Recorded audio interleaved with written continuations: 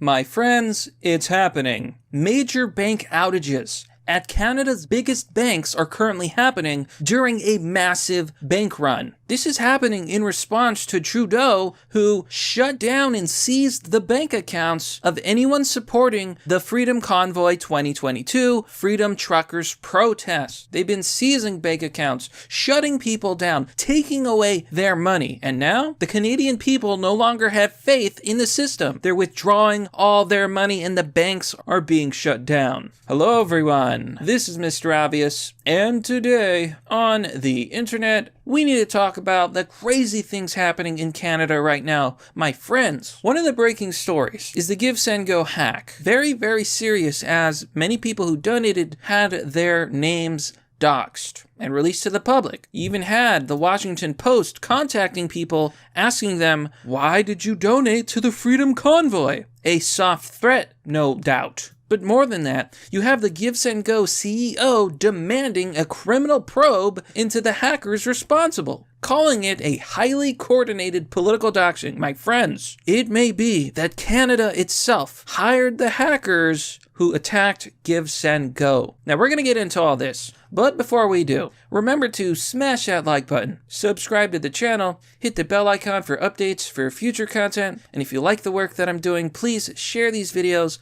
with your family and friends and by posting them online. And now, a quick word from our sponsor.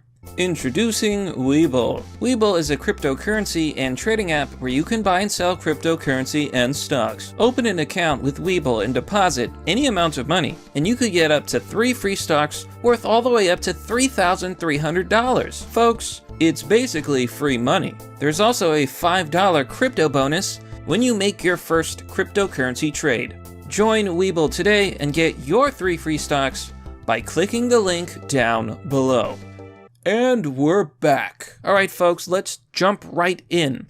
Here we are on Twitter with a user named Kobayashi, and they post the following tweet. Bank outages at all big 5 Canuck banks. Trudeau has crushed consumer confidence in the banks in less than 48 hours. Some ATMs are still allowing cash to be pulled out, but are going empty. The bank has now locked up everyone's funds due to a massive run on banks, my friends. When I saw this, it absolutely shocked me. I did not think there would actually be this kind of response. You see, a few days ago, Trudeau ordered all money funding the Freedom Convoy was to be seized, shut down. So you had a major banks like TD Bank shutting down people's accounts. They seized $1.1 million that was supposed to go to the Freedom Truckers Convoy. They stole that money. Because of this, many people online, many people who support the Freedom Convoy 2022 Freedom Truckers protest, many of them said, take out all your money. Take it out because these big banks, they could freeze your money. They're going to shut you down. You know,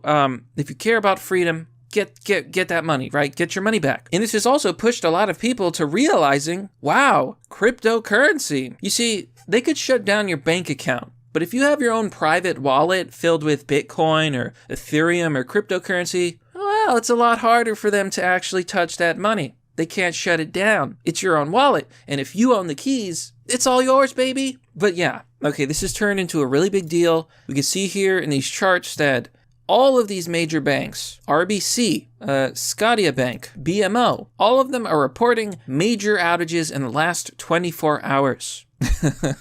Okay, this user has a hilarious response. Injury SZN says, can't freeze my assets if my bank account is empty, with the GigaChad meme. Alright, that's funny.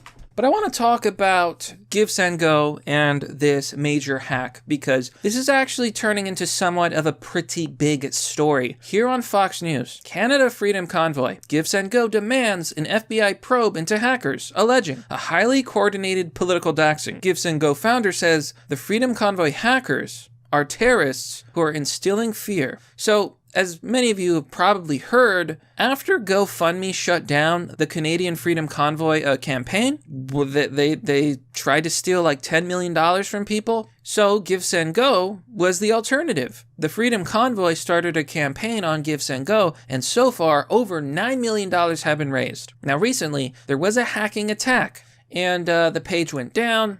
As of today, the campaign is up and running. Freedom Convoy 2022 campaign created by Freedom 2022 Human Rights and Freedoms. Okay, so it's still on GiveSendGo. The hack basically did nothing. So here it says, GiveSendGo founder Jacob Wells told Fox News Digital that some of the actors who seem to have taken responsibility for the hacking have had histories in nefarious attacks. He's calling for governmental investigative agencies in Canada to hunt down these hackers. The notorious Canadian hacker Aubrey Cottle, known as Curtainer, seemed to take a partial credit for the cyber attack on a viral TikTok video circulating online. Now, I don't really want to talk about this guy per se. I think it's more important to focus on the overall story here. Okay, the point is, these hackers, they think they're being good guys. Now, this hacker is a known member of Antifa, and they claim that they're working with the Canadian government, that they've worked with the FBI, and that they were ordered,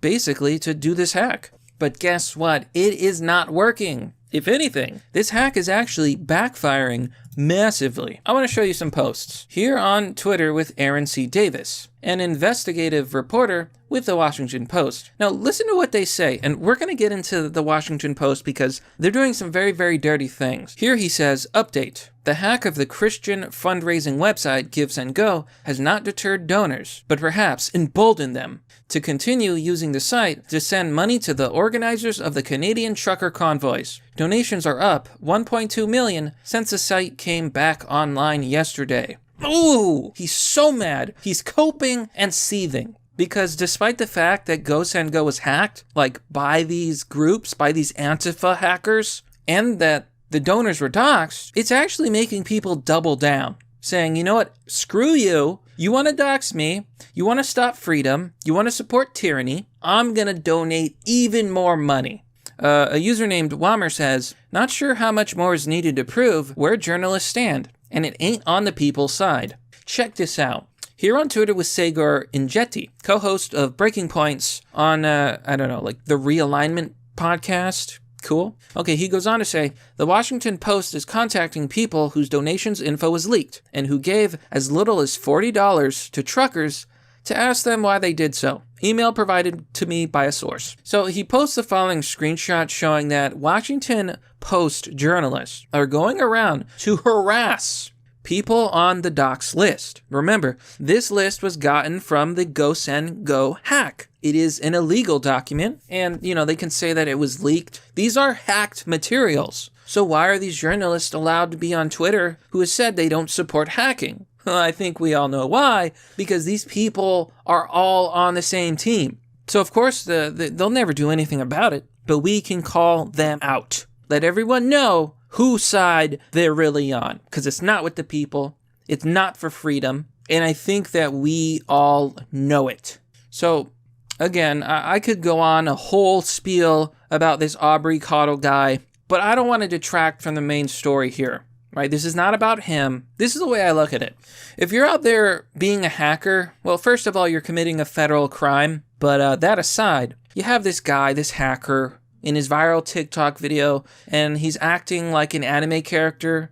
He's making a crazy face, saying he's not scared of anybody, that he hacked all these platforms, and that he supports Antifa, and that he's a cyber terrorist. Like, he says all these things. How do you not realize that you are the bad guy? Like, you're a tool for the bad guys, which is the government. Shutting down a freedom protest. I mean, does it ever occur to you that the freedom protests are the good guys, and that the government trying to put their boot down on the people's heads with tyranny, that they're the bad guys? Does that sound like the good guy to you? You're a government stooge. You're a bootlicker, and you are doing the dirty work of the tyrants. So you talk about supporting anarchy?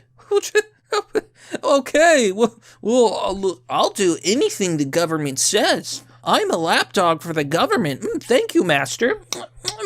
Your boot is delicious. I will totally shut down the freedom protesters. I will take all their money.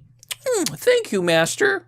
Yeah. Some anarchist you are. You claim to be anti-government. You claim to care about freedom. You claim that you're the good guy. So why are you siding with the villain? I don't know. Maybe I'm just preaching to a choir here. Maybe this is just beyond these people's brains. But let me tell you why this stuff is so dangerous. Here in the National Review, BLM pays a $100,000 bond for the release of an activist charged with attempted murder of a Louisville mayoral candidate. Now, many of you probably heard about this story, but in Kentucky, there was a confirmed BLM member who tried to assassinate a Democrat politician candidate. And guess what? Now he's back out on the streets. BLM has posted $100,000 bond to release a guy who tried to assassinate a politician.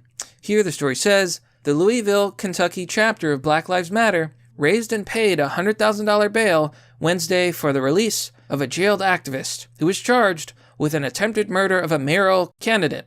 So Brown, who was 21, allegedly opened fire with a handgun inside Democratic mayoral candidate Craig Greensburg's office in Butchertown on Monday. The bullet barely missed him, grazed his sweater, and thankfully, neither Greenberg and none of his staff members were harmed. Brown was arrested shortly after and charged with attempted murder and 4 counts of wanton endangerment. Okay. So, this was a big story. I'm sure you heard all about it. I just want to show you just how dangerous things are getting, right? The system is broken. When you can have a literal assassin get released overnight, basically, just like that, snap of a finger. When he tried to assassinate a politician, my friends, we are living in dangerous, dangerous times. These groups are out of control, and it's just absolute tyranny.